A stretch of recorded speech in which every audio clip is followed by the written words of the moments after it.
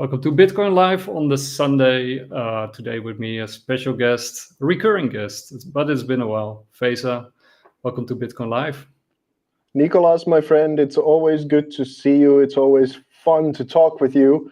Not often about the greatest topics in the world, because the world's so weird, but we make it fun and we make it entertaining. So I'm prepared for another round, my friend. And I got this beautiful background, it's all green and all healthy. Actually, I don't often wear green, but my background is green. I'm you green. Yours. Okay. Yeah, because mine's kind of green as well, a little bit. So, I think that will be part of the topic, right? Nature and being healthy and, truth, beauty, and goodness, how they're connected. But first we go through what's wrong. And I think you have got some opinions about what's wrong with the world today. I chose the title because I think that was the least controversial title that you put out there. But I really like the bright neon letters. And that was, of course, the arts are not a safe place. I fully concur with this statement. It's one of the topics that you and me have talked many times about. But you've put out a lot of them, and some are way more spicy. Yeah, but the funny thing about it is that there's actually like 20 years ago, none of that was spicy. None of that was like, most of it was like, duh, and that's the weird part about being a little bit older and being in the arts game, because I have a reference point of how cool the artists were. Like, you go to Massive Attack and Prodigy, and you go, let alone someone like Geiger. You wouldn't go to them and like, oh, I'll buy this guy's art because, I feel I can have a beer with them and be like chill and talk about how I live my life and whatever. You would never go to, Prodigy like that, and you wouldn't go to Geiger like that. I had a healthy reverence to those kind of extreme pilots or Marines or what they were, those guys, and whether it was through the sacred or the filth, like 9 Inch Nails or something, that they like grabbed you by the balls or ovaries or whatever it was, or they took you to places that you didn't know that existed. And I still get those feelings when I sometimes put on, like, I just jumped in the car a while ago and put on some Massive Attack, some of those old tracks, and went, my God, these are good, and you have to those kinds of people, they're almost like, there's an ethereal level of something that they achieved, and you respected that, and you didn't fuck with that. And now when you look at the arts, it's like this sort of designery, champagne bubbly little diddy something that is almost like a, hors d'oeuvres being served in a nice little thing, and it might be a little communication in between something digital and like a natural flower or something like that, and that's hailed as, oh my God, I can't believe that I have to like actually contemplate this amazing thing, that there are pixels and there are plants. I don't know how they all come together like this, and you go like, what is this stupid fucking shit, man? Come on. If this is the best that we can do, and if you sideline from that to anything, then you become toxic masculine or whatever. It's not a part of the agenda anymore. And that's what I mean about the arts is not a safe space. It's not like academia isn't either. Academia is where you go and attack the best of your ideas and the counter arguments to those ideas, and they battle themselves out. And then that's the scene, and it's exactly the same to the arts. It's the weirdest thing that a lot of these people who say, freedom of speech is now like a right-wing agenda, whatever it is, they don't seem to realize that it's exactly the same. Freedom of expression and freedom of speech is exactly the same fucking thing. Yep. And every time you kind of venture into this, the actual realm of what it is that you're meant to do as an artist, if you're not just a pure entertainer, which some of them are, which is fine. Yeah, I don't mind if that's your calling, But I get a sense that a lot of these people, it's not their calling, bro. It's not like they want to be making it. They're just making a kind of safe bet, or trying to figure out where the line is so you don't get dropped off from it, and trying to understand how delicate the whatever thread is that you're meant to be taking. Because certainly if you say anything that is considered out of the blue, then you're just out. And I have a massive problem with that, because they're fucking with the legacy of our whole era and the artists and our collective imagination. Yeah, it's the same, the distinction that Plato made between philosophers and sophists, right? Sophists only, deal with the surface elements. They're like lawyers, and they're just talking to people's ears, what pleases people or moves people to a certain effect.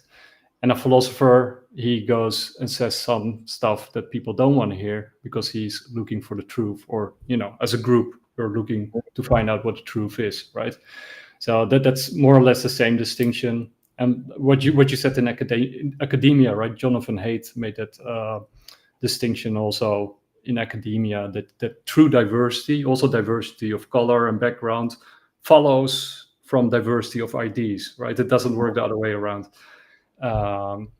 But yeah, I fully concur. I can totally understand what you're saying. It will be difficult to disagree with you, but we'll find some points to disagree. Well, it's not exactly necessary. I'm sure we disagree on some things, and that's probably fair. But to find disagreements just for the disagreement's sake is not a fun way to have a conversation either. It's not like ours ever is that way.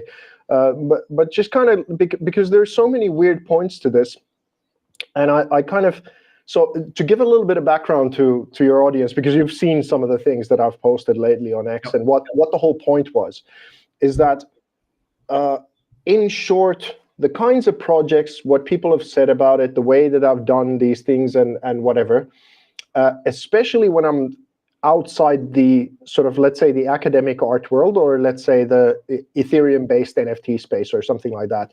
Those are the touchiest of all the communities that I know, where you can't express opinions that go outside of their colored political lines or this kind of thing. And I've been, for about 20 years, people have been telling me that I need to dumb my art down in order for them to reach the lowest common denominator, in order to go viral and make millions and, all of this stuff. And it certainly would be lovely to make a lot more money. But if this was about money, I would have gone into, a trade school, and I would have done something entirely different with my life if money was the primary point of why I did it to begin with. But along this nearly 20-year career just in arts alone, I mean, I became a professional creative when I was 19. So it's about 25, 26 years now as a professional creative, because I was a filmmaker before. But there was this kind of, how would I put it? It was always, don't do this so high resolution, because you will get so few people who actually understand what it is that you're doing. And I think that's precisely the problem of what the arts has been doing for the last 40 years. Everyone has been told to dumb it down to the point that now you become the person who says the emperor has no clothes if you just say this is mostly only stupid now.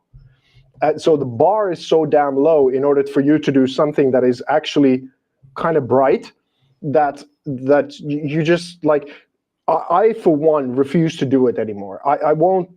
But I found a clever way to do it, which is that the most cliche thing in the arts is that you have this neon light that, is on some brick wall in some cool bar or something, and whatever YOLO it says, or, this kind of thing, that it's something blasé and positive and nice and, inspirational, but not really, and this kind of thing. And I thought, okay, well, if I actually really said something in those neon things that are beyond the pale, and I came up with this whole idea that if and it's important that it's SuperRare as well, the platform where I'm actually publishing them, because I'm not sure if they're too big of a fan of my free speech things or those altogether. So it's one thing to publish them there, whilst I'm deleting a lot of my what I consider to be high effort art. So I upload one of these neon signs whilst I usually take something that is like really precious to me that's just been sitting on SuperRare for quite some time. So I'm kind of simultaneously doing this public purge of like, look at this. This was actually, I think, really valuable, cool art, and I'm just burning them away because no one gave a shit. And here's something else that just says, dumb it down. Then I'll put like a lengthy description as to, how that might not be as dumb as you think. But still, the art itself is like the lowest that I could find in terms of the expression. And I do them with ChatGPT as well.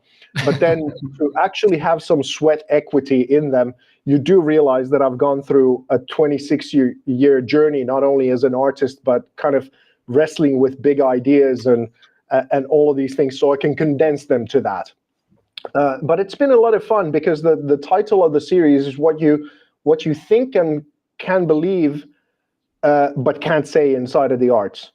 And it's an endless resource of, I've got so many coming, bro, like that are just, I think, juicy and fun. And it gives me all of this license to kind of just go, yeah, you people think that I'm the problem, or I'm arrogant, or I have an attitude problem, or I have this and whatever it is, like however you want to brand me as toxic. Like one of the neon signs is right-wing artist, or all of these things that people have kind of and they haven't mostly said that to my face. It's more like I know that it's bubbling underneath the surface because I just didn't toe the line.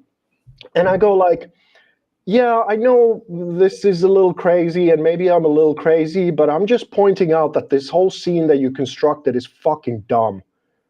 And it's that. And hypocritical. Yeah. So if you like some of the lineage of Banksy, or you like some of the idea that art is meant to be avant-garde, or it's meant to be like exposing things about society and all of this, whatever, well, the arts forgot that it's a part of society, and it actually has an inside as well as an outside. Everyone's looking at, art is going to critique society, but since the art critics left the whole space pretty much since the 90s, no one's been looking at what the art has been doing, and whilst no one had been looking, it went retarded. And now you just it's too easy to point it out, to just go like, hey, look, you're stupid. Like, this is dumb. Like this is saying nothing. This is not a dialogue. This is not in any way valuable whatsoever. This is just your little social game that you're playing that has nothing to do with art. And you're doing this gameplay at the expense of our legacy of this time, as well as all the real artists that you kind of sideline because they don't toe your line. And then you're just making this whole thing into a joke. And I just refuse to play. You've already ostered me to the sides and put whatever brand on me you wanted to put and whatever it is. I just don't give a fuck anymore. So I'm going to tell you how it is. Yeah. No, I mean, I totally believe in dialogue in art. But there has been a dialogue in art forever, right? I mean, art is a dialogue in itself, right? You're communicating with artists from the past. You're referencing them. You're encoding them into your work. So in that sense, it's always a dialogue. And of course, that's the dialogue between the artist and the critics, or the aesthetic people who are criticizing the artworks. So you always have a dialogue going there. But what you're saying is like that art itself became sort of nothing more than a dialogue, and it's sort of like going in circles. It's a postmodern circle jerk. Yeah. And postmodernism, in terms of philosophies, as you very well know, is one of the dumbest ever conceived. And it's done a death spiral into postmodernism, eating its own tail like a snake, kind of like trying to reach its own head and bite its own head. But by critiquing reason and especially meaning, at some point you're out of stuff to critique, and then you end up critiquing yourself, right? And then it becomes sort of a pointless exercise. Somebody has to create new meaning in order for it to make any sense at all. And then it reaches that death spiral that you're talking about. So it's parasitical in nature. It's a parasite. Yeah. And intellectually really, really dumb right now. Because I know very smart people who have output, and definitely they're listening to the same podcast. They're seeing everything that I'm seeing on the internet.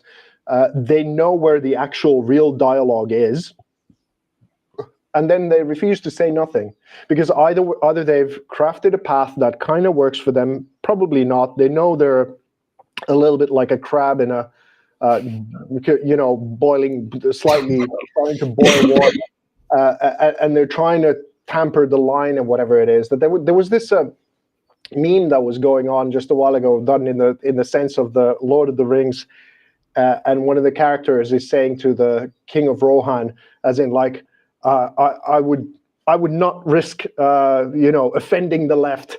And then, the character is saying, like, the left is already offended whether you risk it or not. As in that whether you're going to go to war or not. And that's sort of been the situation. And this is what I meant about the whole right-wing artist brand that I've been giving as well. Because the actual thing is, like, I resonated with Adam Curtis documentary series and these kinds of things that in the early internet just exploded, which were left-wing filmmakers that were exposing the kind of thing of what was going on from their point of view. And I have all of those arguments, and I was going towards that whole woke thing myself for quite some time, trying to adjust into the direction of where everything was going. And a lot of it was that I thought that was the truth. That was, I was being presented the whole picture, and aren't those other people evil? And then the whole train stopped when around Camille Paglia and Jordan Peterson and those, so many different thinkers, and Eric Weinstein, who you love as well, I think, and the intellectual dark web. The dark web is the dumbest thing. It's one of the lightest intellectual webs of our time that, just happened for a brief moment of time. But I started hearing the actual counter arguments that I'd never heard of before, and realize that these are true. And if they're true, then these things have to battle it out. It's just not a one-way street. And as that started, changing my trajectory, and NFT started happening, and that's when I started posting about Peterson and Camille Paglia and all the other ones. And that's just when this, like, ramping up to this uber leftist mega woke ideology was like really going one way. So of course it couldn't have any voices that were sort of stopping it, whether they were true or not. And so... Yeah, the left has always been focused on the political, right? I mean, that has always been at the center of the left. and they're not completely wrong there. But because of that, they make everything political. And at some point it becomes sort of absurd. And you get these really sort of crazy stuff like what they're doing in London right now. I saw this one came by. The mayor of London, Sadiq Khan. Look at this street. Look at it. It's insane. Wow. That's yeah. I mean, this is what wokeism has become, right? I mean, this is a street. It looks like. I mean, I don't want to say it. Yeah, you might want to say it, but it reminds me of some time period in the 1930s in a certain country. Well, it's obvious. Everyone sees that who knows the reference. I mean, it's like what, but you would get that with whatever flag you would put there. You'd get like a Third Reich feeling of it. Yeah, because, I mean, also if it were Dutch flags, you shouldn't. Yeah, and exactly. It's kind of ironic also, right? Because one of the things of the left was always because they were so political and because they always said they were fighting for minorities and the repressed and the marginalized, that you should never label people, right? I mean, that was always the big thing, the big hammer that they used against the right. That you're labeling people, you're putting them away, and that was the whole problem with the phallocentrism or the phallologocentrism of Derrida and others. that you, as soon as you got the truth, or if you think in truth and untruth and that kind of stuff, then you start labeling things, and the whole deconstruction was, of course, to create sort of freedom and a variety of meaning, until there's, of course, no meaning left. But what you're seeing in the street here is not only that they are starting to label themselves, but they are even putting flags to it, right? They even got their own flags. And another thing was always like, oh, nationalism is the worst thing in the world. And now they got whole streets hanging full of their flags. And if you don't worship their flag or acknowledge their flag, you're a crazy radical rightist. So it became like almost the exact opposite from what they were meant to be. I mean, there were also good people, many good people in those movements. I mean, you were also one of them at some point. I mean, I had sympathies for some of their ideas, but it's kind of ironic that it sort of turns into its own opposite at some point. And I think Karl Popper said it really well, right? I mean, a free society. In a free society, freedom is security, right? Freedom allows for security. If you take freedom away, you get less security. And with a society that becomes so brittle and fragile that they cannot deal with anything whatsoever and are offended by everything, and everyone is their enemy, that's sort of like a poverty of ideas and a poverty of creativity, a poverty of meaning, a poverty of everything. Like you're offended and you're weak, and you cannot deal with reality anymore. So it's sort of it's what Freud would say, the denial of reality, the reality principle. You're walking away from everything around you, and you're looking away from everything around you because it all offends you and it all comes into your personal bubble. And it's like the opposite of everything what the West used to be, and especially what art is. Like what you said, like art is expression, and expression is more fundamental than freedom of speech, I would say, because freedom of speech is sort of a form of expression. I would say money is another form of communication and expression, and coding is another form. And all these things in a good, strong, secure society should be completely free. Right? I mean, that's the only way that you can adapt to reality. If you're not free, don't you think? Because one of the signs that I was thinking about making, I haven't found the perfect form yet, so that's why I haven't put it out there. But it's sort of a feeling that I've had for a long time, as in that people are like really afraid of AI taking over, right? Mm-hmm. I think we were already overtaken by bots, maybe like quite some time ago already. Like because I find it's really difficult to come across genuine people, and you don't, even if you come across them, they don't. It's like everything has become this masquerade ball to the point of where you go like, how human is any of this? And you guys are worried that some machines are taking over or whatever. I think they already did it. Yeah, I think there's two things there, right? I mean, one thing is, of course, that the machines are coming, my personal opinion is that wokeism also sort of opens the door, by destroying him and her and all these pronouns, and sort of creating leading the way for transhumanism.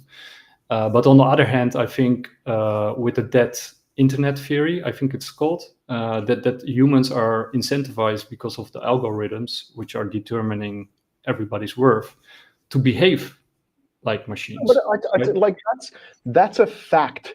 I know these people who post only, and they talk about it behind the scenes. They go like, "Oh, you can't go there. You can't say this." And, "Oh, by the way, I have to do this in order to keep up with my algorithm." And they're conditioning themselves, brainwashing themselves. Yeah, they're completely driven and live by these guidelines set up by the algorithms or the bots or whatever guardrails society has given them, and they're completely blindsided. And you go like, what? Like, I kind of get it, because everyone wants to make a living somehow, and if let's say you're an influencer of some sort or whatever, you want to have commercial contracts, and you have a certain kind of path that you need to follow in order for those to happen. And you go like, all right, that makes sense. But don't you think you'd be happier actually doing some bullshit office job, and then you could let that shit go when you got out of the office, and and you could just live free and do whatever and have your salary and control everything that you do all of the time, 24/7 and whatever. So that this kind of idea of whatever glamorous influencing or doing these commercial things or whatever, it's actually ends up being like a much worse of a prison than a day job. And I go, Yeah, like, what's the point? And then if that was the whole thing, it would be worse as it is. But then you can also, from a political perspective, start manipulating those algos to your advantage, right? And that came out with what's this? The Twitter files that the people who were in power back then, who were left-leaning, of course, the Biden administration, they basically forced social media to ban everybody that they didn't like or agree with. And I got a strong feeling that that the shoe is now on the other foot. But that's an additional problem, right? That apart from that, people start being incentivized to behave like machines and to forego human interaction and development of creativity or personal development or whatever kind of development, like real development, that they're just pursuing likes and views and hits, dopamine hits. But then on top of that, you also get this sort of power corruption on top of that, right? Because it becomes very easily manipulatable into somebody else's favor, who's controlling the strings at that point. It's sort of, if Kamala Harris would have won, now the right-wing people or even a lot of centrists or whatever, they'd be going like, we told you so, this is how it's going. And now that Trump won, now all of the left is going like, and for good reason sometimes, they're going like, well, we fucking told you so, whatever. But most of the people who identify on left and right, they don't see the bird. It's like a cliche, but they really don't see that there's a machine behind that is going one way, and it doesn't really matter that much in the big picture of things of what's going on, of who's on the left side of the steering wheel or the right side of the steering wheel. And that's this is why I made the right-wing artist kind of thing, because a lot of the leftists, because I've been critiquing some of the left, they then automatically kind of say, oh, you're right-wing now. And I go like, no, motherfucker. No, you're not doing that to me, because I can critique the both of you because I don't like the bird. I don't like what the bird is doing, and that's what you're not looking at. And while I realize that you have to have a certain amount of the bird, I'm for less bird altogether. That'd be great. And even with that, then you have, let's say if it's the libertarian argument that it's all about freedom and it's all about this and that. And get all government out of everything and whatever, then you go like, well, if you look at it from a spiritual perspective, we're in this web of life and we're all interconnected. And there's a metaphysical realm that we're all attached to that you can't escape. Even if you have all of the money in your world, you make your citadel and you go and live in your own island and you have everything delivered to you, and you grow all of your own food and have your well where your water is coming from. You're still metaphysically connected to the web of life. And this is like, if you don't have a spiritual foundation and you just become libertarian, then you don't understand how life works. So there's a complicated, multifaceted system that we're all a part of. And now that you kind of try to segment yourself, wherever you try to place yourself, that's why the only thing, as loaded of a word, as much bullshit as there is, as convoluted the terms of spirituality for most of the time, there's legitimacy on the sort of foundation of that if you don't pay attention to it, if you don't wrestle with some of those ideas, you'll be forever in an oblivion kind of thing. And that's what's missing from most of our societies, from the groundwork up. There's no spiritual perspective to it. There's no tampering of our hedonistic pleasures. There's nothing that is kind of telling us that, oh, by the way, those sense mechanisms that you have from taste, smell, touch, whatever, your need for status, your money-driven agendas, your whatever. If you don't see that there's a beyond of that in any way, you will be controlled by them, and you will become corrupt. And as soon as you get any power, that then all the power does that to you, or the money does that to you, or if you get enough sex, that's what it does to you, or if you get all the food in the world, you don't have any self-control or temperance, you fucking eat yourself till you die. You know, there's, if you don't have that kind of a foundation, why do you have, like, one of the right-wing ideas is self-discipline?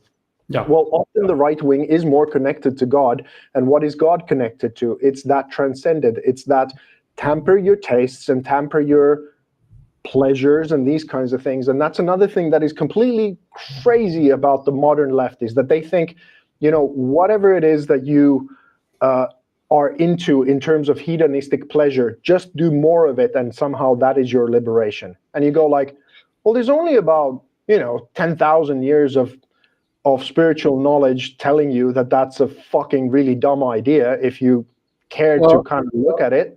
And even there's the irony, right? Because I mean, that was very much pushed by the second wave of the Frankfurt School, like Herbert Marcuse especially, and he wrote the one-dimensional man, and he sort of propagated the whole idea of liberating the it, right? Because the it is repressed, as Freud would say.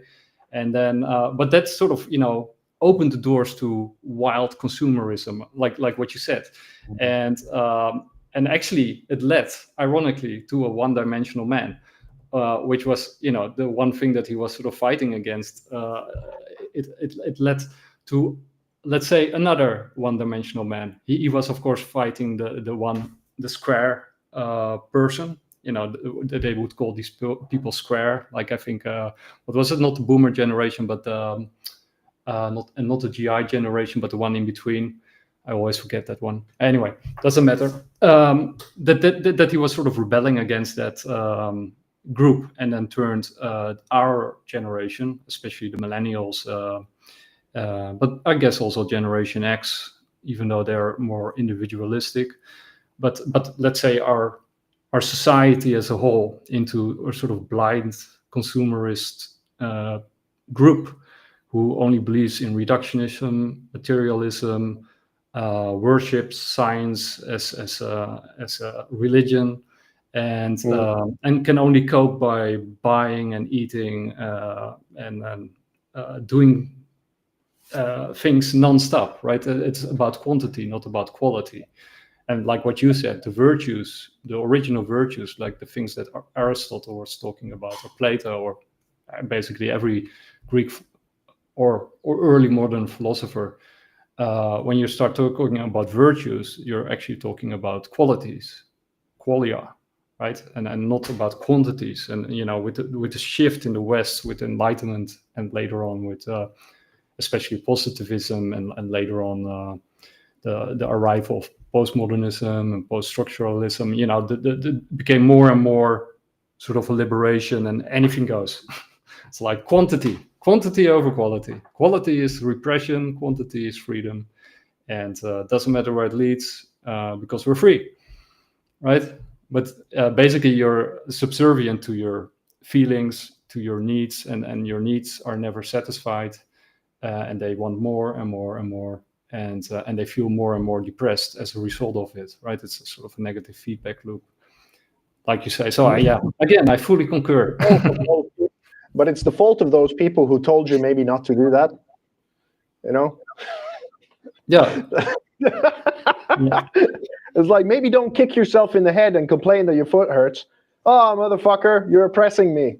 All right, let's go.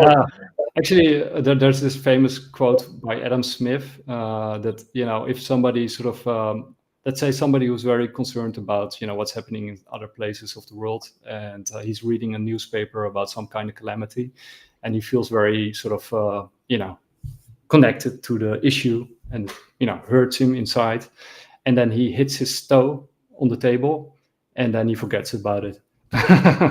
Right, because that becomes the most pressing thing in his life at that particular moment.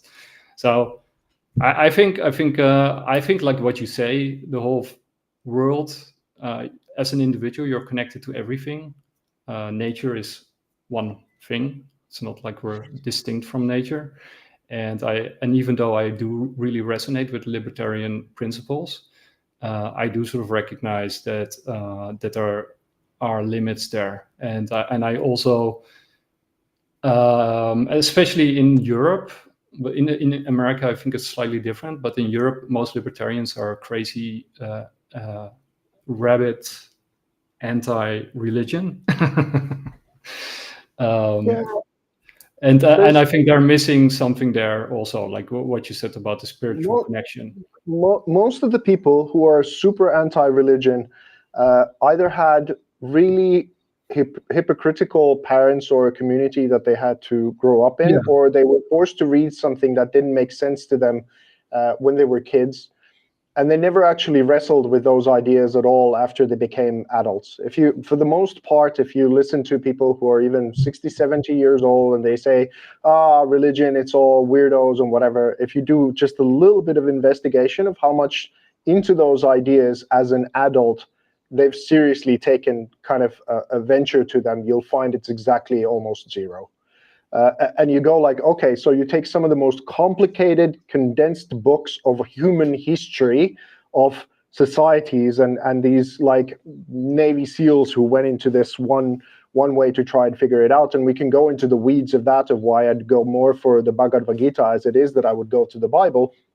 But it's still a step in the right direction of trying to figure out what it is that why they maintained for such a long time, and what kind of things happened all the way throughout society and history. It's like, yeah, the Bible is a brutal book. It's full of barbarism. Well, yeah, because humanity is full of barbarism, and if you don't actually showcase some of that, then you'll end up with a dead book, because it doesn't describe as to who we are and what you might have to tamper on the inside of you, or what you might have to tamper as a society, that you maintain one that isn't completely fucked up. You know, you can always choose a lens and just be super dismissive of things without having to, you know, very much contemplate what it is. But I understand it, because many times when I talk to people who maybe grew up with religious parents and they did one thing and forced the kids to do another thing, or then they said one thing and they clearly were acting the other way, and all of these different kinds of things that people play. And you go like, it totally makes sense why you went the other way. For me personally, it was the different way. My parents were atheistic, and they still think all of it is garbage and stupid and crazy. So I just had this experience where I was connected to something as a kid, and then I had to fight my identity and my family and all of those preconceived notions of what I should be, because I had something on the inside of me that I needed to explore. And regardless of their opinion and their social pressure of the thing, which they think that they were doing a right and a good thing, I had to explore this and then ultimately go to them that, hey, I just feel very differently about this. And, you know, I express it in my art, I express it in conversations like this and whatever. And I realize that all stories are individual and they're somewhat different, but they also simultaneously tend to have similarities, like this thing that, did you actually really wrestle with these ideas as an adult, or were you just dismissive because you read it as 15 and you didn't believe in the flying goat or whatever the thing was that kind of put you off the whole thing? You know, so it requires some maturity to go into those kinds of areas. And I think to keep it a little bit, because I think oftentimes when we have conversations, we drift into talking about society and all of the different like larger movements of things. And I find it really, really exhilarating every time to talk to you about these things. But I think for the sake of this conversation, if it's okay with you, let's try to refrain being inside of the arts, because that's what I really have expertise on. That's where I have a little bit of clout on with those who know about how it is that I've played my cards there.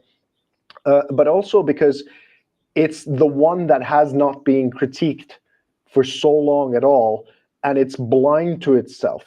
You know, a lot of these things that are going on in society, of course, have leaked into the arts and whatever, but the art world itself is so accustomed to looking to the outside and critiquing and saying this and that and shouting whatever oppression it does, that it's not looking at itself at all.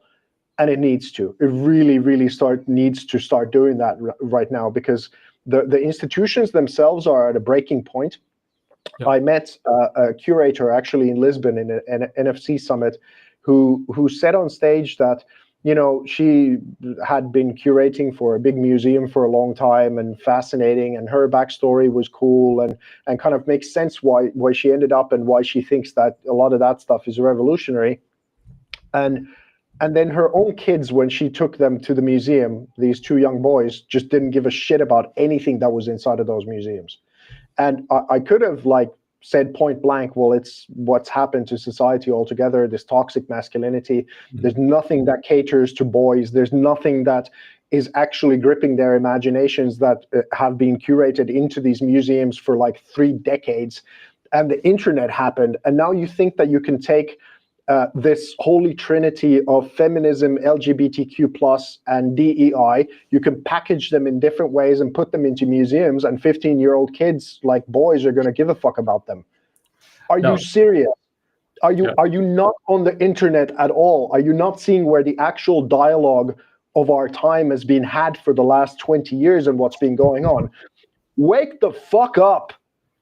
Seriously, already. They are now starting to a little bit oh shit, maybe there's something going on in the world. I'm duh. That's what we've been screaming for 20 years. 20 years. Yeah, but of course they were part of the problem, right? So they didn't see a problem since they were part of it.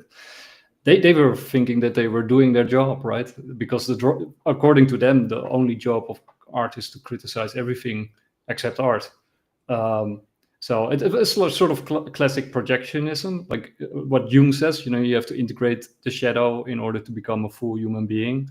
You could say the same thing about an artist, right? You have to integrate your shadow in order to become a full artist. So you have to become, you shouldn't only be able to criticize what is outside of yourself or what you disagree with. You should actually look inside yourself, but also look inside art, like you say, what's wrong with it in order to uplift it, to reach a higher level.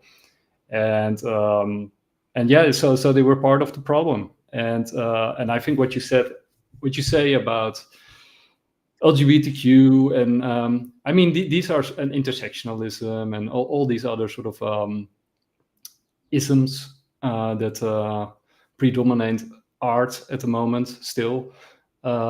They are all conceptual. The official doctrine. It's the religion. It is their religion. You might have a little bit of some subtle nuance to some psychedelics or a little bit internet culture like pixelation or whatever, then this. But if you really look at it, the religion of art in the global art scene is feminism, LGBTQ, and DEI. Yeah, but I mean, one of the things that always strikes me about, and what I've always especially criticized about modern, or I should say postmodern art is, but I also, you also saw it a little bit in modern art, but especially in postmodern art, is that it's purely conceptual, right?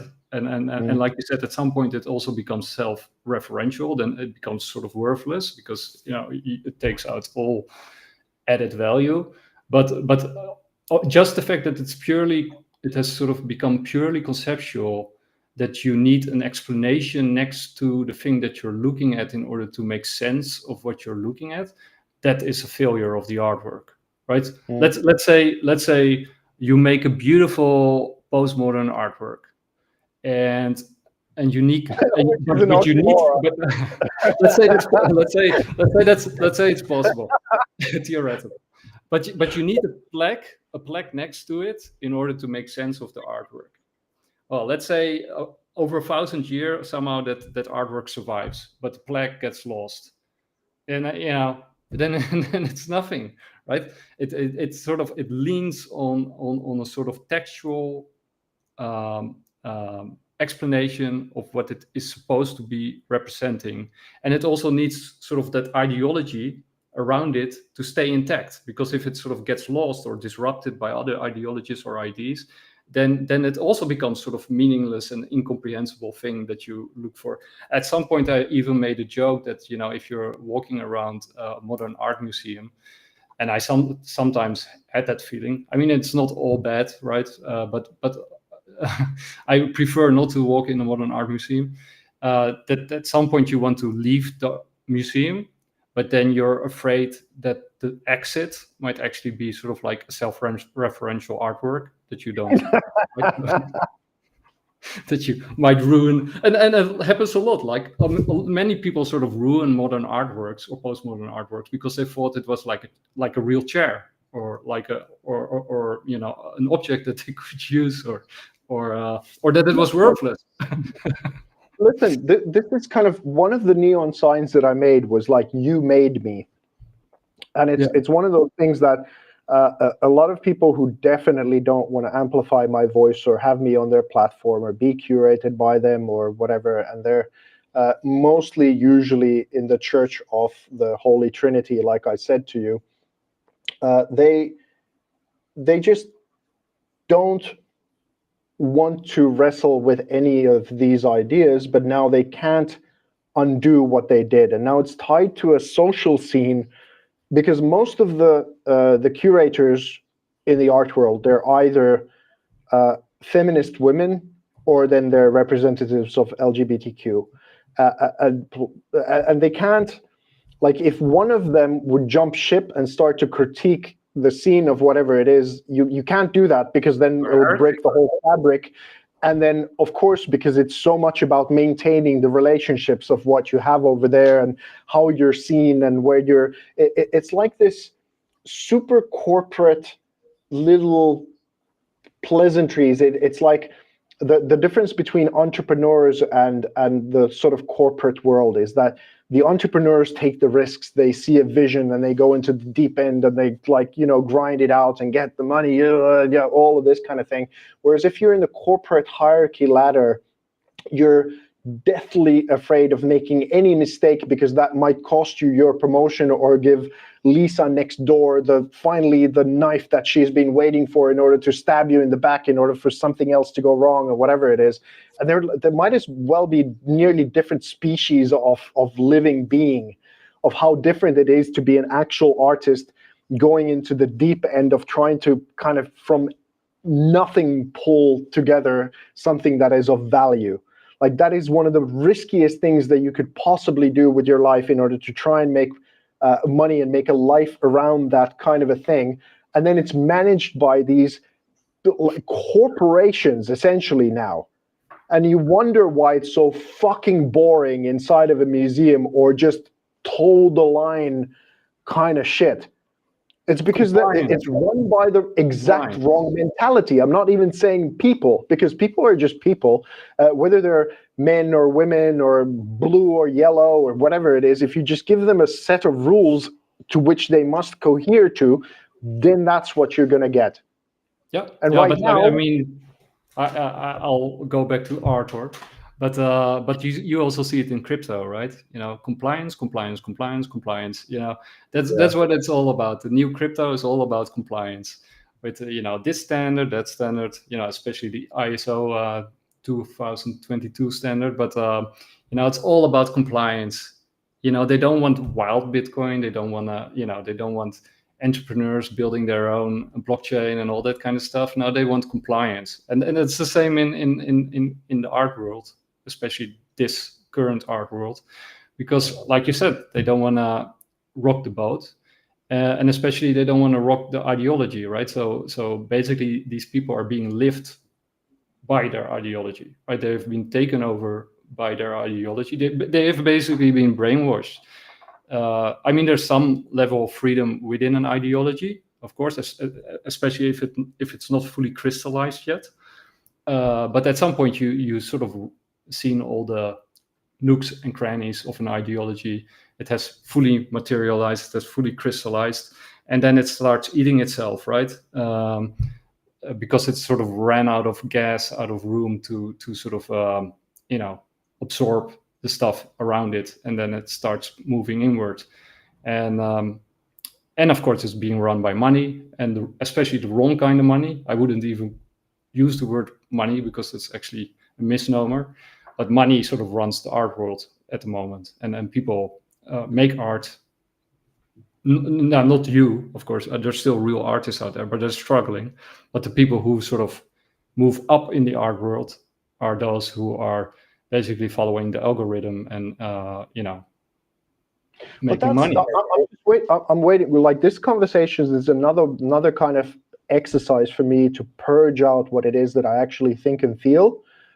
as opposed to restraining, not saying what it is that I so obviously and most people see what's going on. And that's the piece that you made me, as in that, let's say like Joe Rogan was mainly on the left. He had very few anything to do with right wing before let's say COVID cracked that up massively. But before then, he's still very socially liberal. He's very much about most of the talking points of the left, but he's about exercise, and then all of those kinds of things started being labeled as right wing, and eventually they fucked with him enough for them to go, I think you people are crazy. I don't. And that kind of a thing. And that's sort of what happened to me as well, in a very similar kind of way. I was all about women's empowerment, doing this kind of like, yeah, let's lift up the divine feminine and of course the divine masculine as well, because if you don't have both of them at the same time, then you end up with a mess again, because there needs to be balance. But specifically through my process was about that lifting of the feminine. And I made hundreds and hundreds of artworks with probably over 100 models altogether in 16 years, exploring those kinds of ideas of how they can be in society, and everyone can be empowered. And then I just started realizing that I'm in the wrong body with the set of ideas that this is being run, that if you're white, straight, male, whatever, you're the demon, and if you're into, then on top of that, about self-empowerment and the financial liberation or those kinds of things, then you're all of a sudden a right-wing person. And you go like, oh, okay, you people are racist, you're sexist, and you're, like all of the things that they accuse everyone else of being, they are fucking that and on steroids, because it's not about the ideas, it's just cohesion and compliance, like you're saying, with all of that stuff. And because, like you said a little bit earlier, is like, yeah, I don't want to see what these flags look like, on the streets or whatever. I think you're absolutely safe to say whatever now, because if you're associated with a person like me and you'd have a podcast with me and agree with me on something, that means that you're also in a pile of garbage of people that would never talk to or kind of have anything to do with, because you're deplorable. You can't have a mind of your own. Come on, Nicholas, this will not do in 2025. Do not go out to think beyond the borders of the fucking retarded people who made this kind of mind prison for themselves. Fuck all of you. I also found this graph that you shared, I think a week ago or something, that the white ideology gap is opening between young men and women in countries across the world. I found this very telling. I mean, I'm totally not surprised by this at all. But it is interesting to see that it's actually happening also. Look at South Korea, like where men are totally going conservative and women are going totally liberal. And of course, with liberal, they mean left-leaning liberal, not classical liberalism, which is way more conservative. And, the US, Germany, UK is interesting because they're still very, very libtard. But that, look at their street. So, it shouldn't be a surprise, but of course, what has a contemporary Western society been giving to men lately that is of any value or worth whatsoever? Like I struggle to think one thing. Computer games and drugs, as Harari would say. That's positive. Yeah. For the people who are sort of, and still enjoying it, at some point they run into a brick wall, of course. But while you're still enjoying it, it can be fun, right? Doing computer games nonstop, and I've had a period like that, which was a lot of fun. But if you get stuck in it for too long, and personally I think I was stuck too long, but thank God I got out of it. But there's people way worse off than I was. Then of course it totally destroys your life and everything around you, everything that you really love, right? You sort of become the game, or you become nothing more than a game. You become nothing more than a pawn in the game, and in the end you become a non-playable character. Well, so, I've been kind of made into an NPC in the art world because I don't exist. I haven't done anything, but I'm not being curated. I'm not, like, for example, in NFC Summit, there were 3 major female curators there who all had personal conversations with me, who know of my art, have known about me for years, and for a reason or another, surprisingly, don't answer DMs or want to curate me or want to have me as part of anything right there. And to those, I know I'm very colorful when I tell people to go fuck themselves and whatever, but for good reason. But it's this thing, as in that if you're social and you're nice and you're like everyone, when you meet people in these kinds of settings, you're polite and you understand, you know, everything, and you like, I didn't want to become this person. It's just that I was pushed there over a 20-year course of time where I was doing the right thing, and then people who are very nice on the surface level were doing everything that I would go hungry, or my kid would starve, or they didn't give a fuck when my child died, you know, to help out or to do, or, you know, any of that stuff. So their actual actions, on top of the surface level, really nice social thing that they do, I see evil, like this malignant kind of thing of what it is that they're doing. Yep. So you can brand me as toxic, that I tell them to fuck off in this kind of a setting, and oh, isn't that crass or isn't that rude? Do you know what they actually did to me over the last 20 years because I just didn't toe the line? Ostracized. And then, right. So this, which one is more rude? Which one is more crass? Which one is like that you try to ruin someone's life by silence, which in this case, I agree with the left, it's kind of violence. Yep. To be pushed to this point where I was on your side, when I was doing the thing that was, you know, on the surface level said that this is what it's actually about, human empowerment, righting the wrongs, doing all of this kind of stuff. This is that's what I mean about the piece, You Made Me. Yeah. So if you have an issue what it is that I'm saying, and you can't believe that this kind of a thing is happening, look in the mirror, motherfucker. Yeah. Yeah, but that's the problem with ideology. It starts off sort of unclear, undetermined, and then it becomes more and more, you know, it crystallizes more and more, and then it becomes more straight and narrow, and it pushes out more and more people in order, you know, to get there. Sort of. So it sacrifices a lot of things in order to sort of reach that purity. Yeah, so sort of it's a sort of the wrong kind of purity that people strive for, because, you know, you got well, I think you got a lot to say about perfectionism or idealism and that kind of thing, but you got sort of different kind of styles of idealism, right? You can sort of try to create the ideal or the perfect on planet Earth, and then you get very dangerous situations. Or you can leave it to up there, and you can sort of lead by example, right? Try to create that perfection inside yourself, not outside of yourself, but inside yourself, by sort of integrating the whole. But you said a couple of things that I wanted to touch on. Shit! I lost my train of thought there, but yeah. Yeah, I was kind of crass and a little bit over the top there for a little bit. Which is, in reality, it's not at all. It's probably not enough. Like in terms of the actual thing, what the playing field is here. And in one way, yeah, I'm doing this unfiltered and kind of like without much subtlety to it. But I think it's time that the actual revolution of the digital art world, what it's related to, is the internet, and what the debates and the dialogues that are going on the internet, if they're not being had inside of the digital art world, then something is amiss, and it certainly isn't.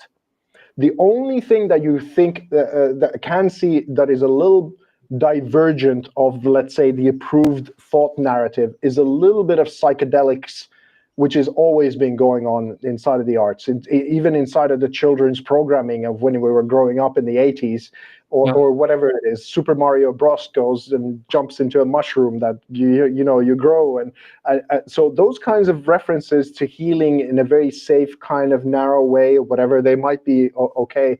But in terms of anything that is actual real punk rock for our time, or centrist to libertarian, or let alone spiritual. I mean, one of the things that I'm going to do as a neon sign, and that's going to be one of the crowns when I finally release it, is just God. Yeah. Because to see a neon sign of God and wrestle with those ideas, that is about as far from the art world, especially in the West, as you could possibly get away from.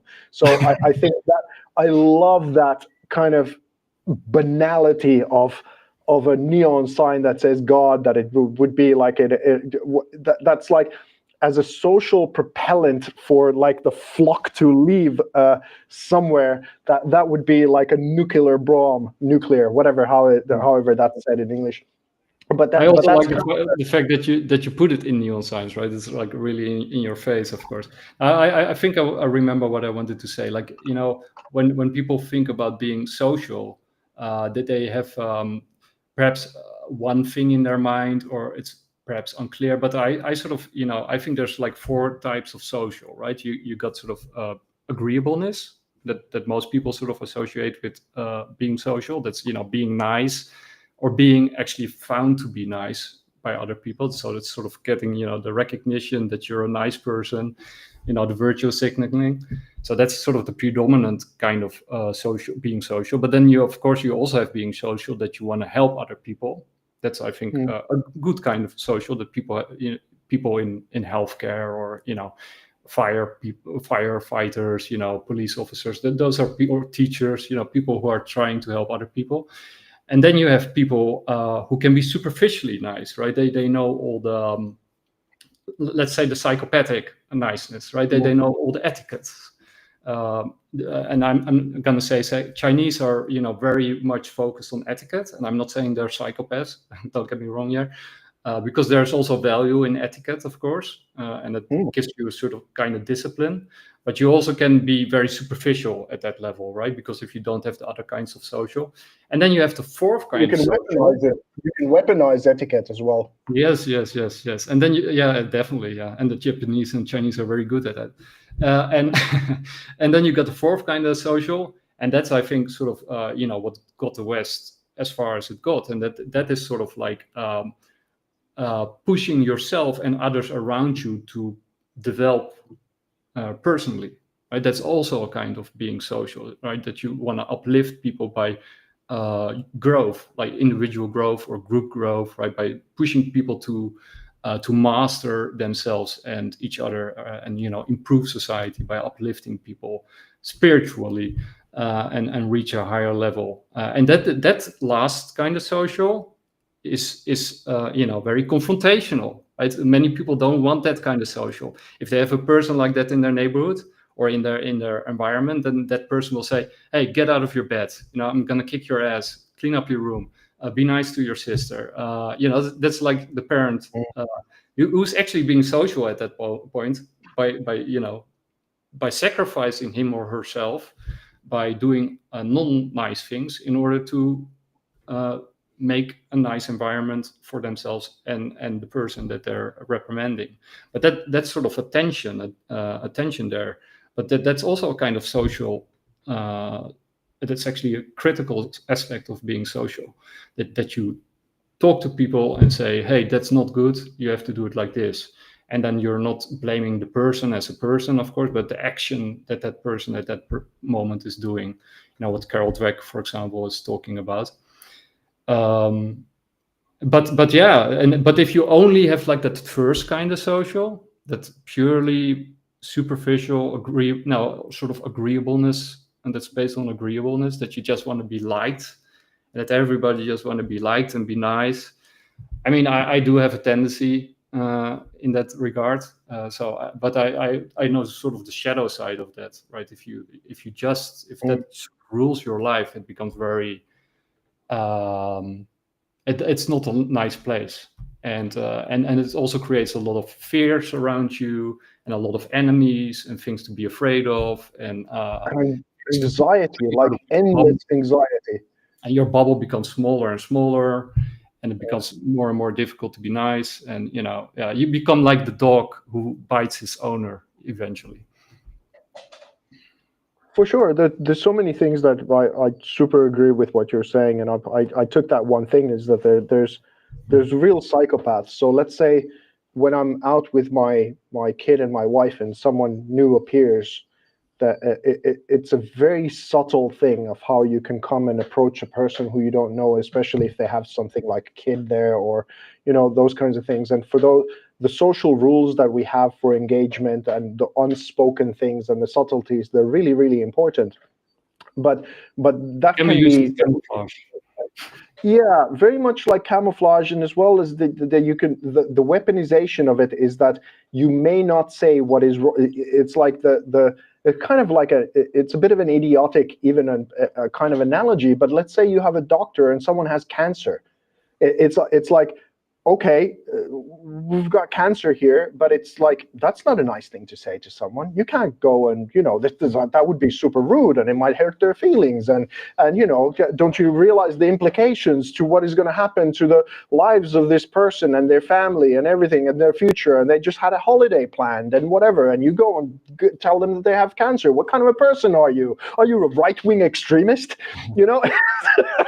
And you go, in that kind of a framework, you start to realize that you can't just be like, I think it's God Saad who made a book. I haven't read it, but I know enough of his worldview to understand that what he's saying with this kind of suicidal empathy. Or if there is a toxic masculinity, which I would just say is immaturity or traumatized, or those kinds of things that happen to be in a male body. Then Henri Levy also wrote a similar kind of book about Europe, who was sort of going through what Gatsat is, suicidal empathy. Europe is that. Yeah. So, but sorry, go on. Oh no. It's this stream of consciousness that and I jump. Oh, sorry, I interrupted it. No, but also I think talking about ideologies and sort of in the end eating themselves. I mean, one of the things that if you're somewhat good at philosophy and you're doing it for a while, at some point you sort of realize that no philosophy is foolproof, right? There's no system that can be closed. It's always an open system. There's always loose ends.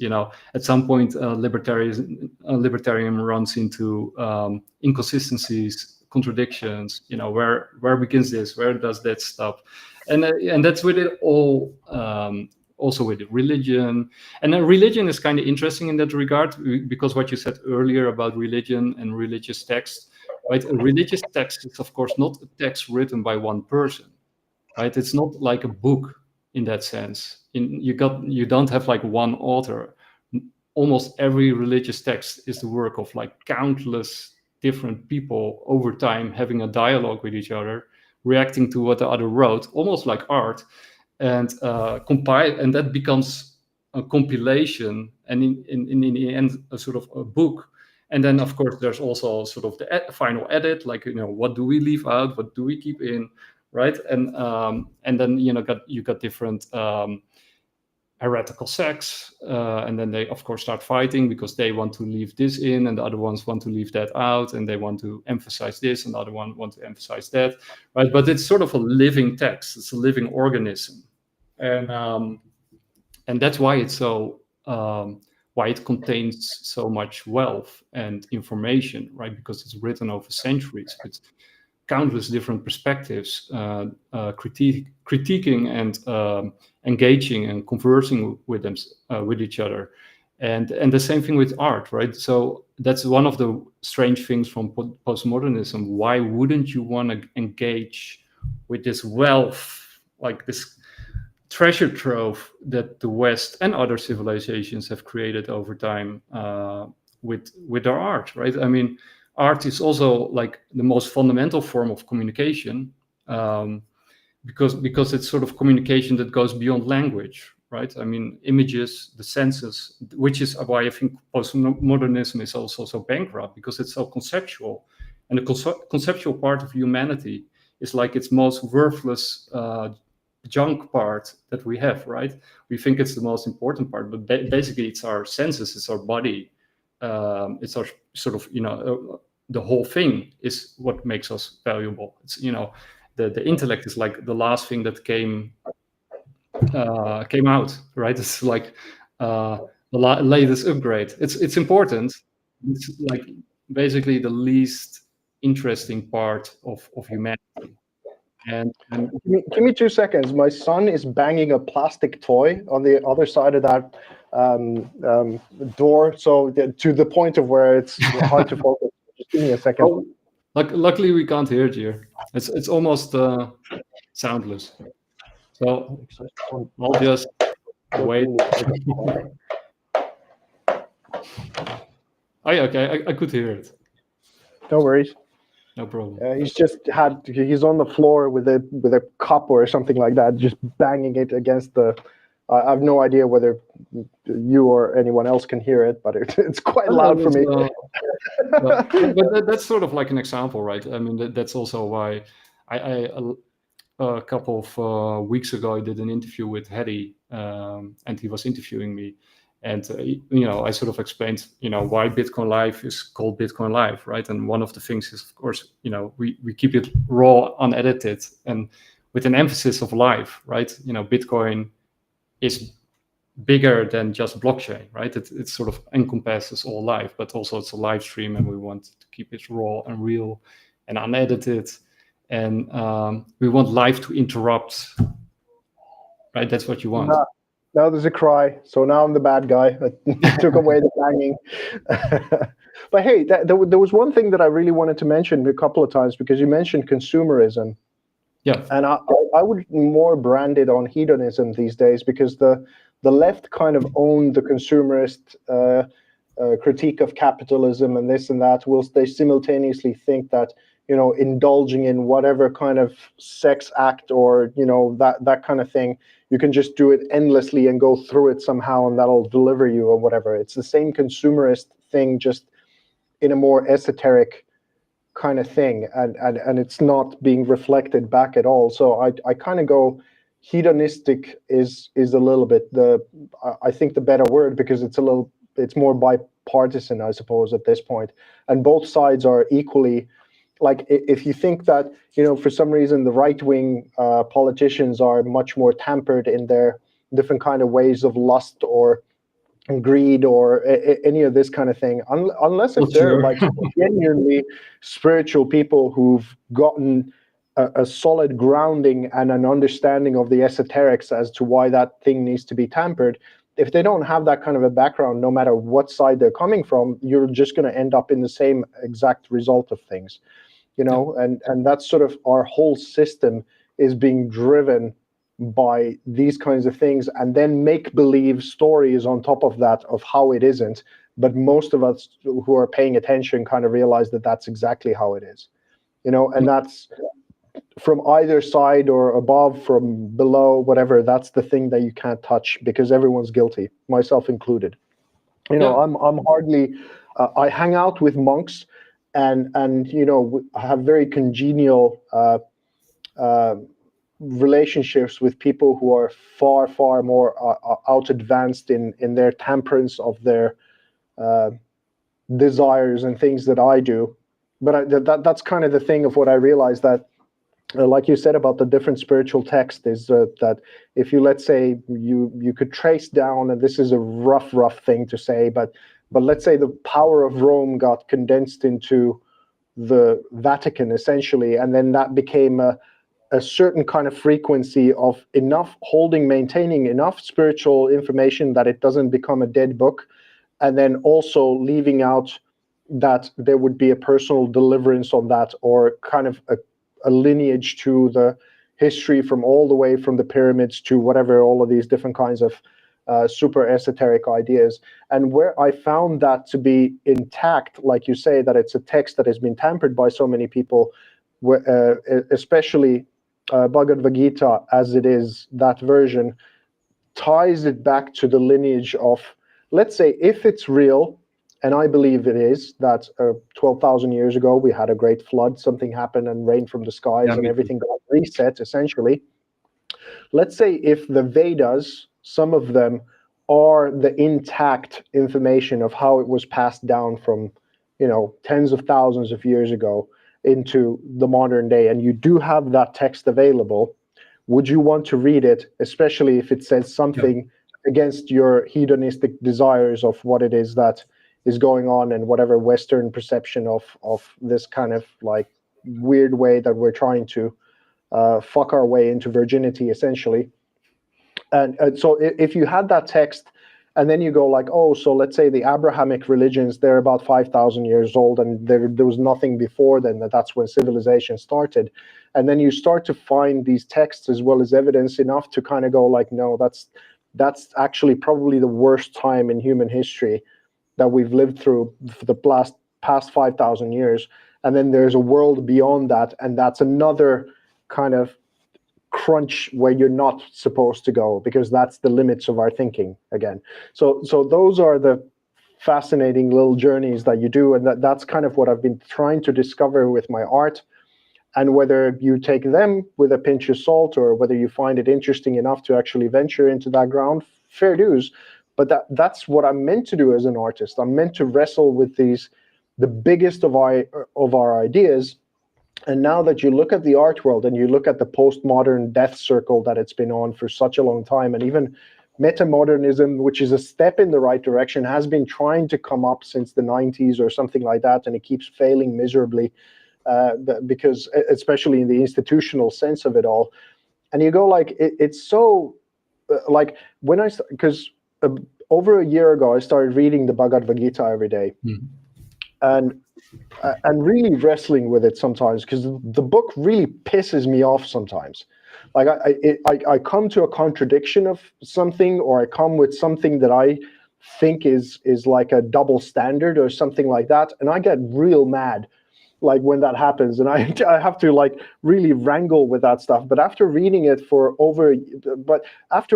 some time, I realized that the bar that I was wanting to achieve is so high beyond me and beyond my reach, even though I've done a lot of personal work and, societal work, or work that tries to contribute to things. I realized that I'm nearly like an infant to this book of what it's actually trying to describe, because it's essentially a handbook for monks.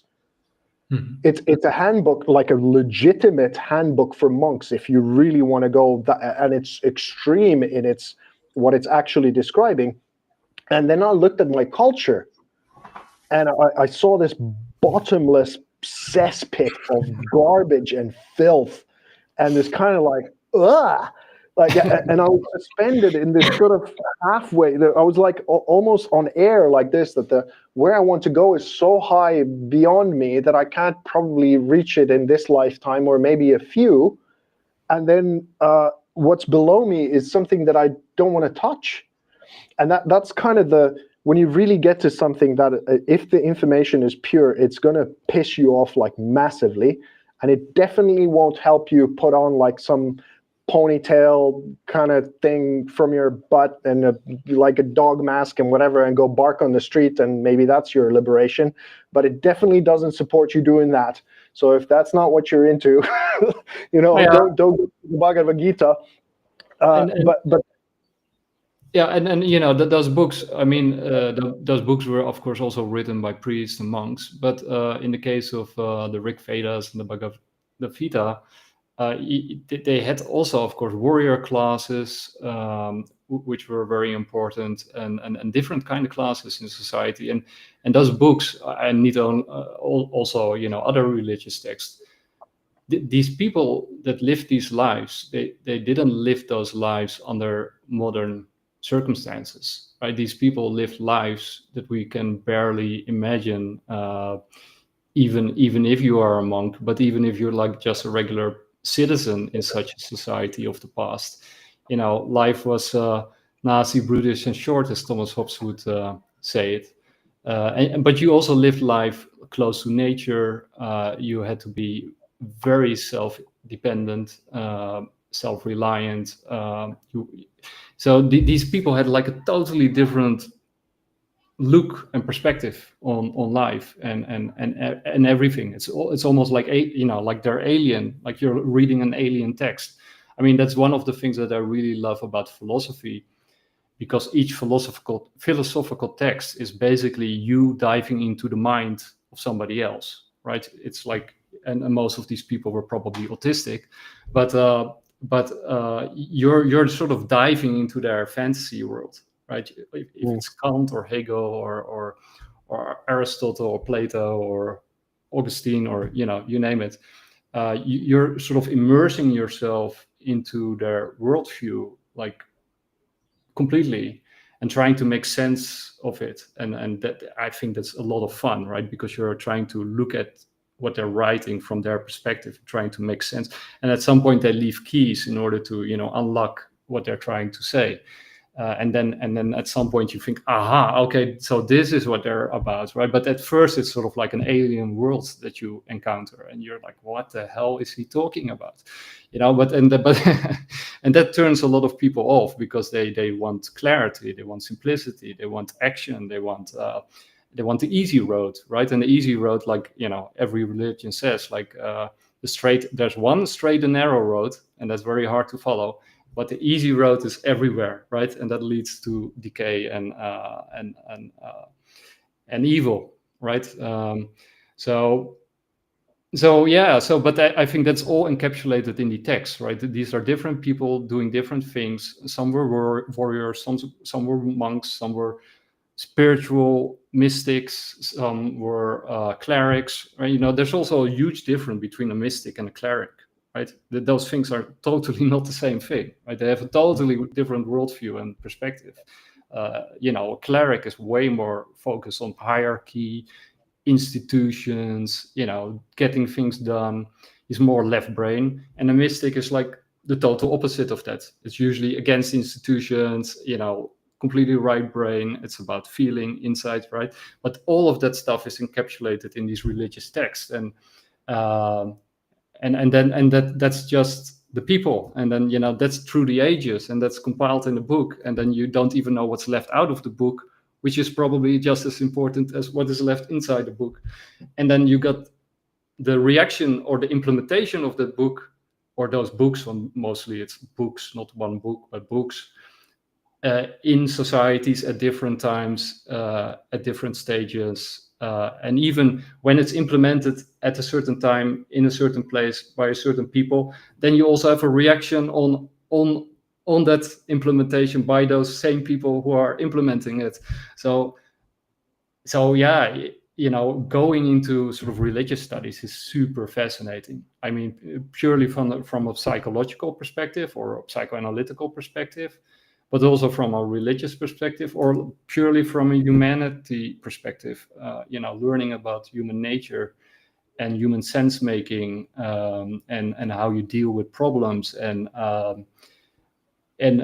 what to make of things that don't make sense, right? That's also very interesting, because a lot of these things don't make sense any longer, or you don't understand the context in which they were written. So it's like it's a full exercise, and the same thing is with philosophical texts. So I think that's also one of the major problems in universities today, is with the destruction of the humanities, and sort of the compartmentalization, but especially sort of where philosophy turns into ideology, and that's a very subtle difference, but ideology begins where they are starting to tell you what to think instead of how to think. If it's telling you how to think, then it's philosophy. If it's telling you what to think, then you're in the area of ideology. So, but it's sort of it's the dilemma of postmodernism, because they like everything is sort of downstream from the French Revolution and the idea of God being killed, because postmodernism is just a natural end result. Essentially what happens if you don't wrestle with God anymore, because there was such a tradition for so long of God, that when Hegel and Kant and all of them, when they were doing their kind of intellectual debates about this and that, the whole of the structure of belief in God and the church systems and all of those were still very heavily in place and enforced in social society around them. So they had a kind of safety grid inside of which to do all of their explorations and things like that. And they had a glass ceiling to pound and this kind of thing. And when you get to postmodernism, and after decades of postmodernism, when you have nothing, you just have a big nothing and no direction and no nothing but tension that you can borrow from, let's say, communism, as in the new struggle of the proletariat in the form of sex and gender and race, this kind of thing, then that's all you have left. You have nowhere to go. You've played all of your cards. Yeah. So essentially, at this point, we have only God to return to, because everything else has become atomized. So unless and that's an identity problem. I realize how many social points it actually costs me every time I even mention God, because then that puts you into a certain camp of deplorables again, that, are crazy people and you shouldn't have anything to do with them in good society. Not that it would have anything to do with me anyway. But the thing is, like, it's a perceptual thing, is that we don't know what consciousness is. Yeah, because you haven't wrestled with any of the Vedas. It's very clearly laid out what consciousness is and how this thing works and whatever. And there's endless books of how to describe it. But you would have to do that leap of identity to go like, oh, I might have to wrestle with the idea of God. And if you do, then all of a sudden things can make a lot of sense inside of that. But if you're in the science rationalist reductionist kind of spiral and you can't wrestle with God, then you will never figure out what consciousness is. You'll just be always around the corner and we're just about to crack it, or, this next thing that we're going to splice and, and whatever it is. And you're on this like fish called Wanda kind of like thing through the fishbowl that you forgot that you're in. Fine, do it. And I think, for, connected to God, because, God is, as many people think, oh God, but connected to that is also the meaning of life, right? I mean, those two things sort of go hand in hand, right? You can also say, instead of God, meaning with a capital M, right? So what is the meaning to life? Like, what the hell are we doing here? Those sort of like big questions were also thrown out as being considered meaningless.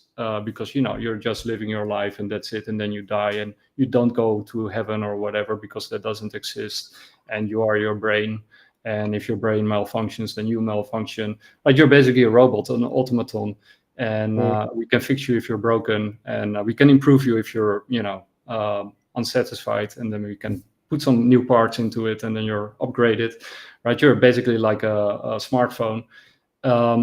So new apps installed. Yeah. So, but basically, you are not only your whole body. You're probably also partly outside of your body, as sort of new evidence also suggests. But your nervous system, which is your brain, is it's not just your brain. Your brain is part of your nervous system, and your whole nervous system is who you are, right? And that runs through your entire body. Right, and it's connected to everything, and your body is connected to nature and your environment. So you are your environment, and there's like a feedback there. Well, the epigenetical things are interesting, but I think it was Sadhguru who pointed out somehow that we are just massive memory banks. That's the idea of karma as well, is that you have you as your memory. Then you have your genetical memory, you have your societal memory, you have your global kind of, and you have the evolutionary memory. All of that is kind of compounded into you, and especially if you just in this life have enough trauma to kind of process that. He was saying that, imagine, let alone that you have to start considering the fact that you might have been in this reincarnation wheel of body after body after body after body. Imagine how much soul memory you have from a variety of different kind of. The Bhagavad Gita says that there's about 8,400,000 species, and most of the 8 million of them are animal species. And before you get born into a human body, you needed to have come through the whole evolutionary chain of 8 million different animals before you deserve a human body. And then there's 400,000 different kinds of them in order for you to keep doing the recycle wheel up until you kind of get to this highest level of knowledge of how to actually escape that wheel. Yeah. And that's sort of like, it's so far beyond the pale of anything that is like considered in society right now, like just that package alone, that you just can't even bring that up before, everyone starts to look at you like you're a lunatic. And then yet, this is the kind of knowledge that we've had as a pass along thing, potentially for longer than we know that there was ever anything that is cognitive kind of function of humanity going on. Yep. And you go like, okay, so I'm wrestling with those kinds of ideas, and then the majority of this session that we're now doing, we still kind of have to focus on the most retarded, stupid shit of society that is absolute pinpoint of garbage, because we can't talk about the big stuff unless if we address that, this is where we are.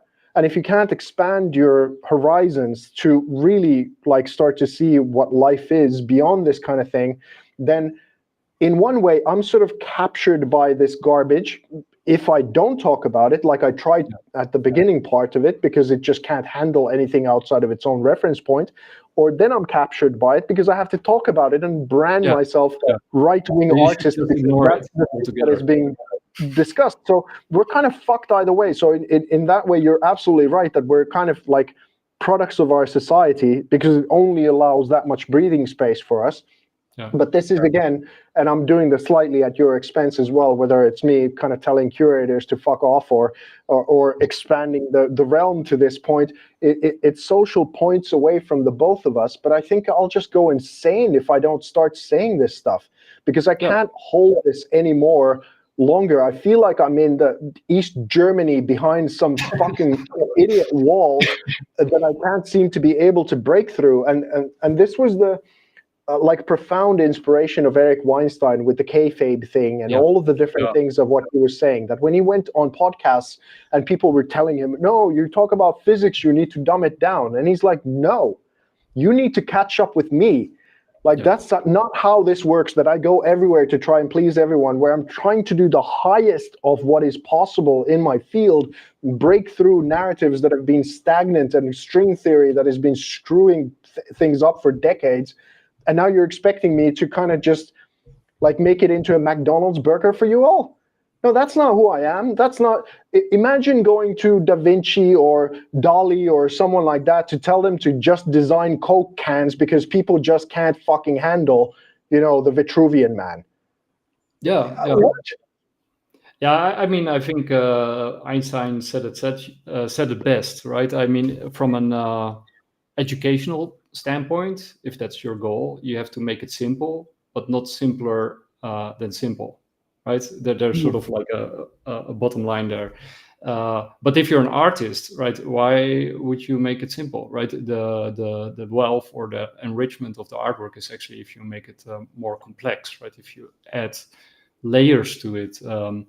And sometimes reality is complex, right? I think the KFAB from Eric Weinstein is a must-see if you haven't seen it. It's a 3-part series. They're, I think, around 10 minutes long, and he does an excellent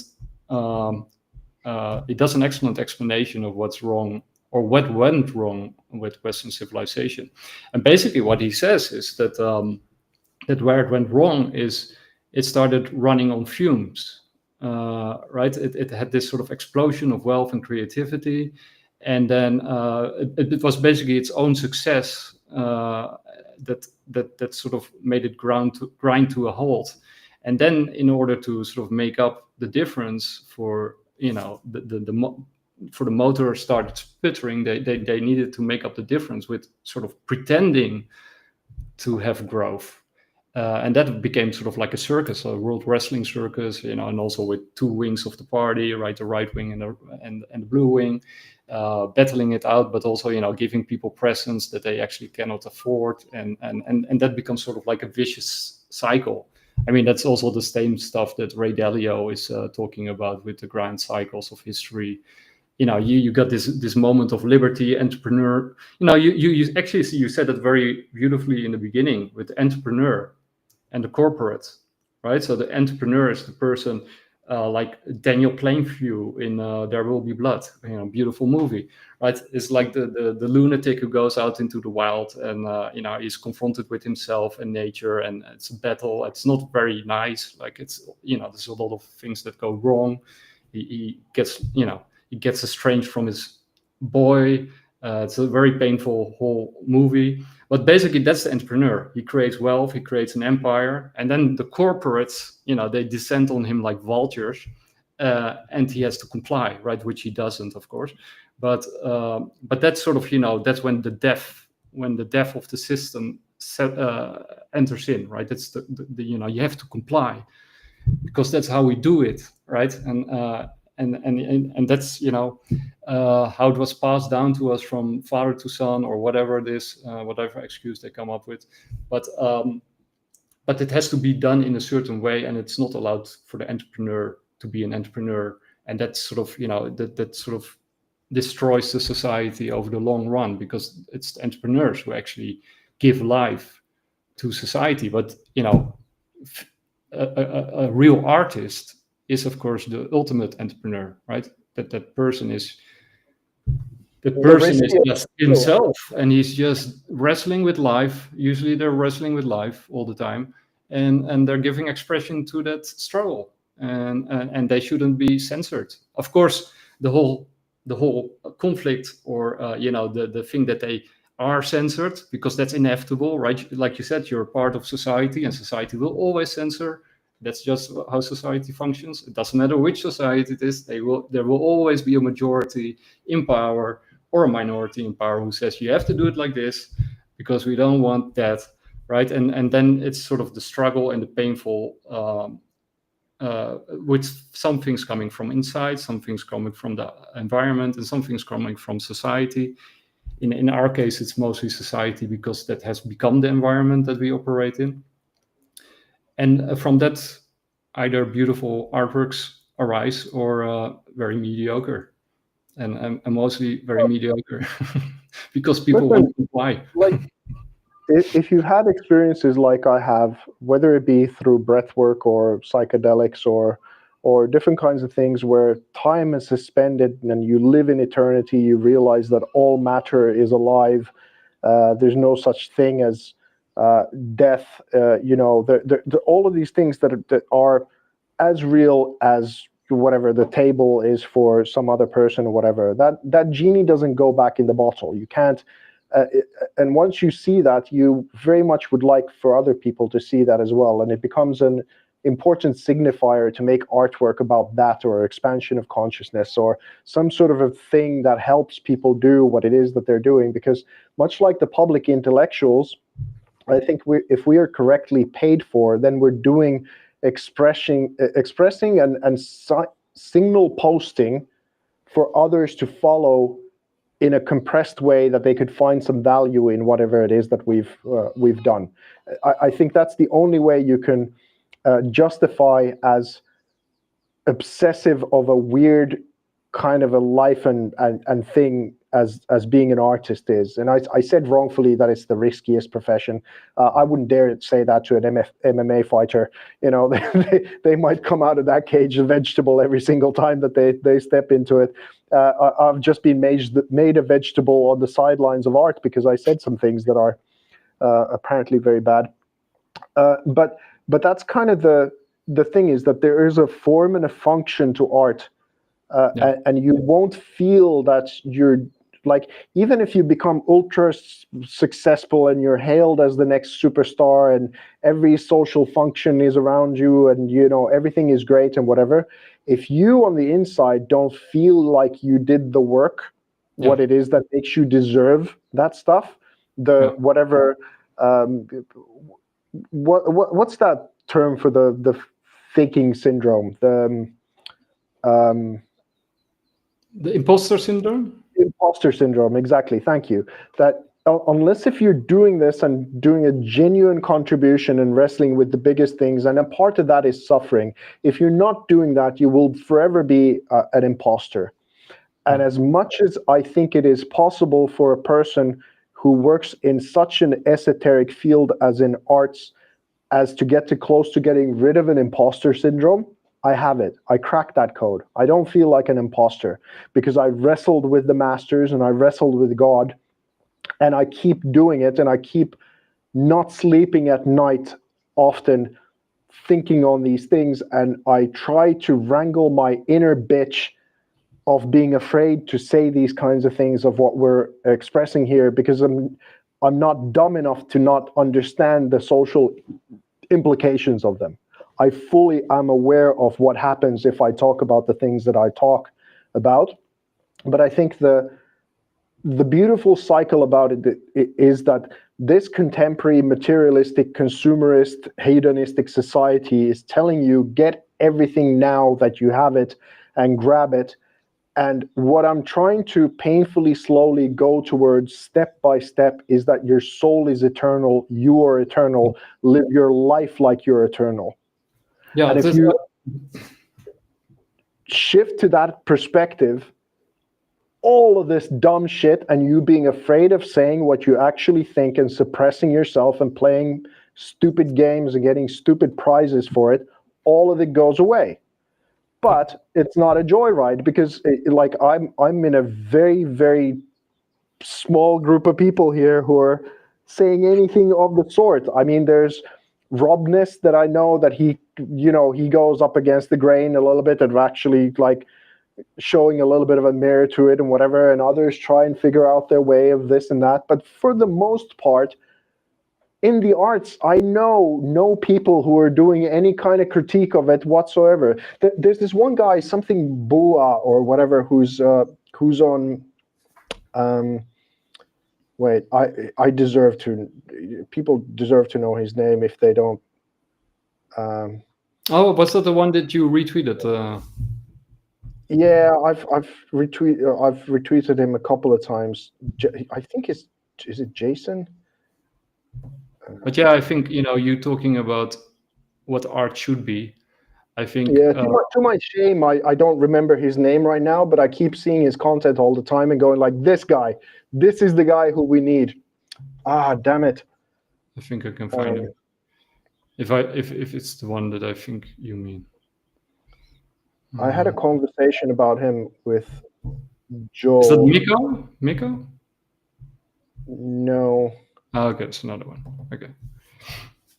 But yeah, I think it's in this conversation. I know for right. I think this is important enough to actually call him out. Justin Bua, B-U-A. Okay. He's doing a lot of God's work on Instagram, kind of calling out stupid bullshit, and then also praising things that are worthy of that praise and that kind of thing, that this is art like this. And of course he's aware of enough that it's his perspective on things and he doesn't understand everything or whatever, but he was such a breath of fresh air when he started coming into the scene a little bit, because you start hearing like an authentic artist talking about what this thing is supposed to be about, and then just calling out the absolute garbage that the social game people can still hail as the next thunderstorm. It's like I mean, I think a real artist puts his heart and soul into it, his or her full being, and then you got an artwork that resonates with eternity, and a sort of eternity at a standstill, as I once called it. But of course, that artwork is fully stamped by the historical conditions in which it was created, right? I mean, you and me and everybody else who's listening, right? We're fully formed and influenced by the society that we grew up in. And even if you're against it, like we said, you're still informed by it because you're against it, right? So it's very difficult to sort of get out of society unless you sort of are raised by wolves or something. But I also got some bad news, because we got to wrap it up, because I got a show at 6:00 afterwards. So I really enjoyed this talk, and I think we could go on for another hour. Easy. Yeah, easy. I think one of the things that I want to add is it's such a sad state of affairs that current art world doesn't want to sort of engage with all the art that came before it, right? Because like what I wanted to point out with the overemphasis on conceptualism and sort of this whole left brain thinking that is dominant right now. Our whole society is drenched in left brain behavior and thinking and megalomania. if you sort of allow sort of the right brain to enter back in, and if you sort of acknowledge all the wealth that was created before you, and the giants that have that on whose shoulders we stand, art could be so much enriched. And I think we're at this point in history because of the bankruptcy of not only the system, the global fiat system, but I think the entire edifice has been corrupted, and I think the current art scene are the fruits of that corruption, right? So I think it's about to implode, and I think what's just around the corner is gonna blow it apart. And I think something really amazing is just around the corner, and I think it will revive art and turn it into something we probably can't even imagine. Well, if I may, before you go, because there's a little bit of a thing that I think is important to say, because the left is the self-appointed guardian of the arts and the protector and the supporter and now the suppressor of them. It's sort of this thing that their right-wing people have been better at really diagnosing the malignance that the mainstream media begot, or how the sort of wheels of the machine of how it started going off the rails, and they went like, hold on a minute, like this is whatever. And the dream of the left of continuing in the ever-growing upward cycle of progress started really stagnating. The kayfabe thing. They're just like, I'm sympathetic to their dark night of the soul, which is coming when they have to finally kind of realize how jammed the system has been for such a long time, and they wanted to keep the dream going. And they blamed the right-wing people for pointing it out that, the system's fucked, that, you're not allowing my dream to continue as I wanted it to continue. And so they're sort of shooting the messenger with the right-wing, rather than seeing how the bird has been fucked for quite some time.